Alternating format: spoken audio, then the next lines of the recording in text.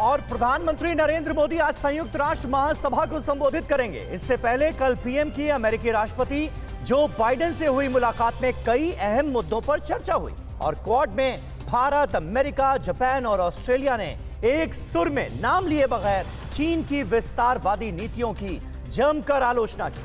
PM के संबोधन और क्वाड से जुड़ी बड़ी खबरें देखते हैं टॉप 9 भारत का दम में।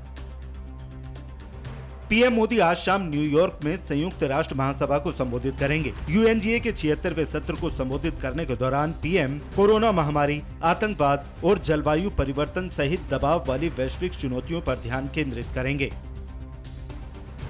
क्वाड देशों की बैठक से अमेरिका ने चीन समेत पूरी दुनिया को बड़ा संदेश देने की कोशिश की है। खबर है कि अमेरिका ने अपने वॉरशिप यूएसएस रोनाल्ड रीगन को साउथ चाइना सी में वापसी का फैसला किया है। यूएस नेवी की पैसिफिक फ्लीट ने इसका ऐलान कर दिया है।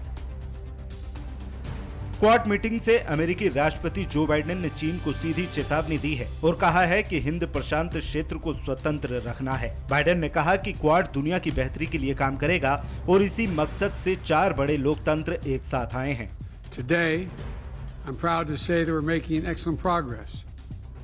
प्रधानमंत्री नरेंद्र मोदी ने अपने संबोधन के दौरान इस बात पर जोर दिया कि क्वाड देशों को हिंद प्रशांत क्षेत्र में मिलकर साथ काम करना होगा। मोदी ने क्वाड के उद्देश्य पर बोलते हुए कहा कि क्वाड का उद्देश्य ही ये है कि सभी साथ मिलकर दुनिया में शांति स्थापित करें और इसे समृद्धि की ओर ले जाएं। क्वाड देशों की मीटिंग से चीन बौखला गया है। चीनी विदेश मंत्रालय के प्रवक्ता झाओ लिजियान ने कहा है कि अमेरिका कोल्ड वॉर के दौर में जी रहा है। चीन ने अमेरिका, ऑस्ट्रेलिया को वक्त के हिसाब से चलने की नसीहत दी है। क्वाड समिट के ओपनिंग स्पीच में ऑस्ट्रेलिया के प्रधानमंत्री स्कॉट मॉरिसन ने चीन को सीधे तौर पर चेताया। मॉरिसन ने कहा कि हम एक स्वतंत्र और खुले हिंद प्रशांत क्षेत्र में विश्वास करते हैं, क्योंकि हम जानते हैं कि इससे एक मजबूत और समृद्ध क्षेत्र का निर्माण होगा। क्वाड मीटिंग की शुरुआत में जापान के प्रधानमंत्री योशिहिदे सुगा ने भी स्वतंत्र हिंद प्रशांत क्षेत्र की वकालत की। सुगा ने कहा कि 4 देशों ने एक बहुत ही महत्वपूर्ण पहल की है, जो मौलिक अधिकारों में विश्वास करते हैं और जिनका विचार है कि इंडो पैसिफिक रीजन को स्वतंत्र और खुला होना चाहिए।